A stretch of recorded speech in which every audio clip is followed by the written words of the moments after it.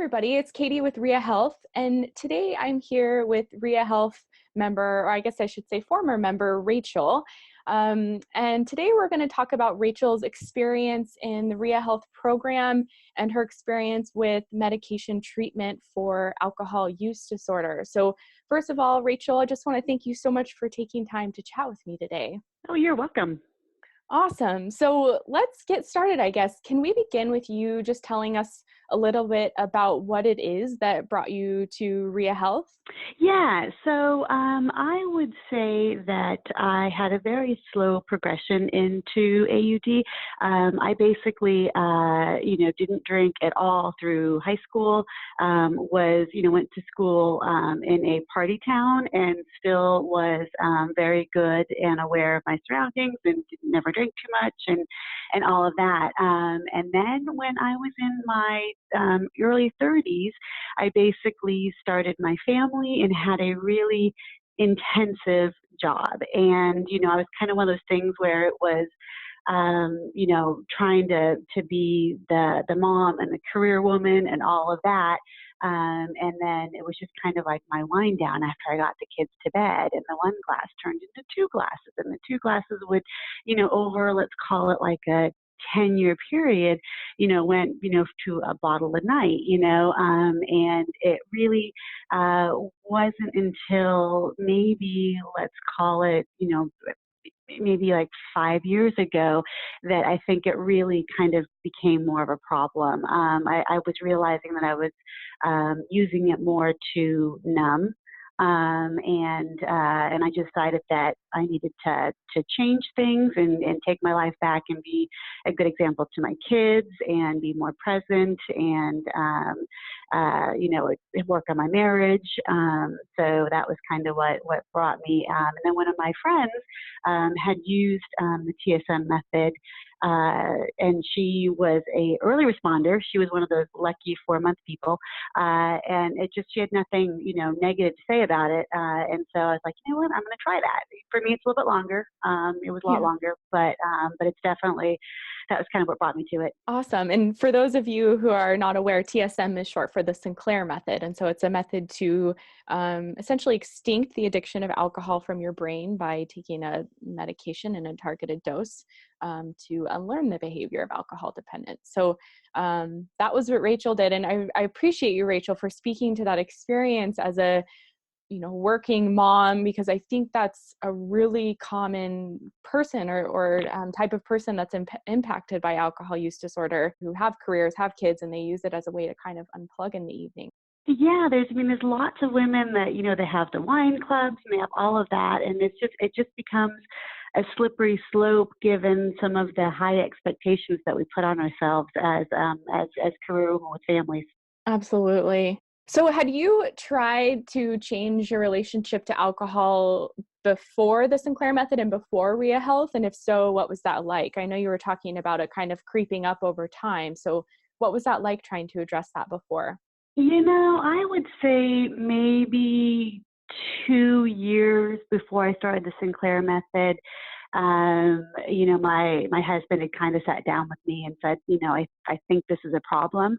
And so then I was like, well, okay. And so then I would try to cut back and try to abstain. And it was just all of that white knuckling. And I'm not really someone who's going to go to AA. I don't poo-poo AA. It's just not, it just doesn't seem like a good way for me.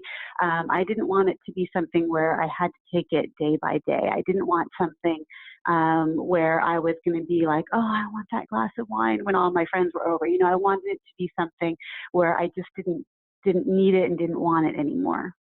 That makes perfect sense. I think a lot of people share that desire as well. I know I did. Yeah. So how was the medication treatment with Ria and with the Sinclair Method? How was that different than what you tried before with the white knuckling, or what was the experience like? Yeah, so the first thing I did was do the research, found out that, Ria Health was an option for me. And so I called them up, and I had a really great addiction coach who I spoke to once a week. She had some really good tips and was also just a really great cheerleader.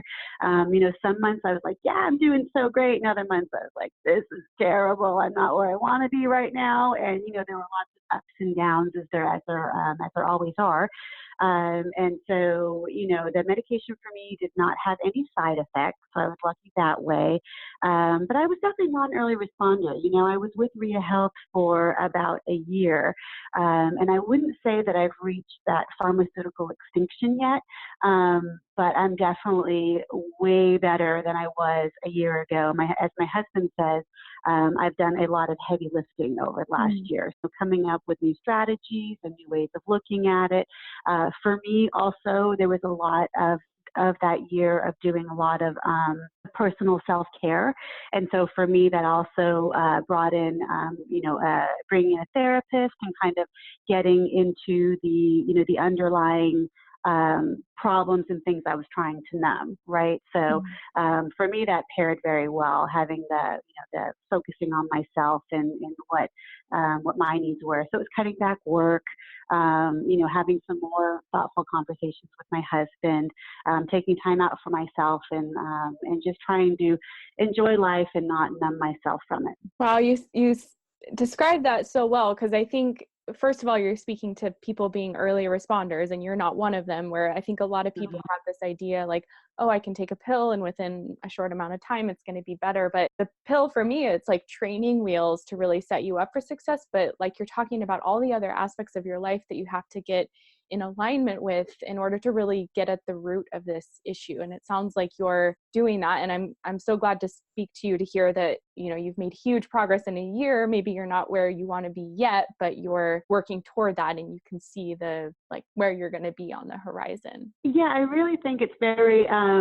naive for someone to think that if they just take this pill, it'll all get better. I mean, some people it will, right? Some people it really is just this thing in their brain, and this is going to help it out. But for me, it was like, okay, well, why was I having that wine every night? It's like I have a good marriage and I have a good career. So it was kind of getting down to the root of what it was I was trying to numb. And then, separating. So naltrexone definitely helped separate myself from the emotional attachment to the wine, if that makes any sense. Because the idea of not drinking ever again, a year and a half ago or something, that would have been like losing my best friend, right? Mhm. I was like, I don't want to do that, but with the naltrexone, that's not the case anymore. And now I kind of see, having a sip of alcohol or having a glass of wine or something as, as a treat, something fun to do. But if I go a week or two without it, I'm okay there. And I never thought that would happen. That's amazing. So what has been one of the biggest changes you've noticed in your life since you've kind of been on this journey the past year of changing your relationship to alcohol? Is there one or a couple big things you could speak to? I mean, it's definitely improved my marriage, Mm. for sure. So I've been with my husband since we were teenagers. Wow. So we've been together a very, very long time, and he does not have this relationship with alcohol. He can take it or leave it, even though he does enjoy, his alcohol. But he could go without it just fine. So it's something that I was able to have conversations with him. We could talk about it. We could talk about what was going on with me. We could talk, it's just that we're able to reconnect as opposed to, I don't know, him avoiding me and trying to figure out if I'm going to be a happy drunk or a mean drunk that night. You know what I mean? Totally. So that's been a huge change. And, it's not having a bottle of wine every night. It's really also just helped with my sleep. I'm no longer, having that 3 o'clock wake up, where all that sugar hitting the system. So I'm sleeping better, which is less caffeine. I'm able to work out more. So, it's really, the longer I was doing it and the more alcohol-free days I was having, the happier I was about kind of, I don't know, taking my life back and being more present in my life. Absolutely. I found it to be a really empowering journey because you watch yourself transform kind of before your own eyes as you kind of change this relationship to alcohol and see yourself come into more of the truth of who you are. So it's cool to hear you say that as well. Yeah, it's been really rewarding, and I just and I again it has been, I guess it's been a year and 2 months since I first started taking naltrexone, and I'm really happy with the trajectory that I'm going. I'm really happy with the progress I've made. I don't know whether I'm going to be someone that's just going to decide one day I'm done and not going to have any more, or if it'll just be one of those things where I have, maybe a little bit once a month or something. But I'm also not trying to give myself that goal. I'm trying to be a little bit more patient and easy with myself and just continue working on me and, what's driving me and where I am emotionally. And then, taking the pill and letting that part kind of work itself out. Absolutely. And, that's the beauty of the Sinclair method. Like, you don't need to abstain and be all or nothing. It gives people that option to be that social moderate drinker if they choose. And if they don't choose, then they don't have to. So it's great. Can I ask, were there aspects of Ria's program that you found particularly helpful on this journey the past year? Well, so I made it a point to be completely honest with my coach. So I kind of think that that's a really important part of it. Is that so when you do the breathalyzer, if I don't know, fell asleep and didn't do it, then I would write a little note in the app that kind of said, this is what I had last night, or this is what happened last night, in order to give her the history for the call. And then having that 15-minute call once a week for me really was a nice check-in, because she had so much experience on what might work and the tips. And so I found the accountability with the breathalyzing every night, and then having the conversation, with the coach, to work really well. I also liked just kind of how everything was on my time. So if I needed to have a call with the medical team, it could be, I had many different options to choose from for that phone call. And if I needed to skip a week with the coach or rearrange it or whatever, it was very easy to do as well. So I just kind of liked that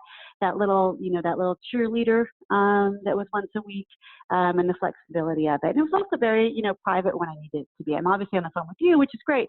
But, at that early stage where I was really struggling, it was very personal and private for me. Absolutely. Well, I love hearing about your progress so far. And I just want to wrap up with, given how far you've come this past year, what might you say to somebody who might be listening to this and they're, haven't started on any kind of treatment plan yet for their alcohol use disorder, and they're maybe doing research or learning about it? What might you say to someone given what you've learned and seen in yourself this past year?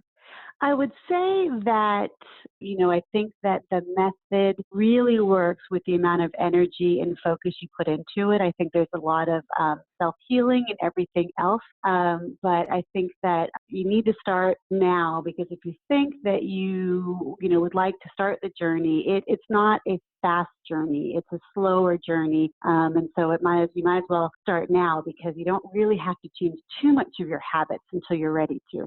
Yeah, that's absolutely right. Rachael, thank you so much for speaking with me. I so enjoyed talking with you, and just thank you for your time today. Yeah, thank you so much.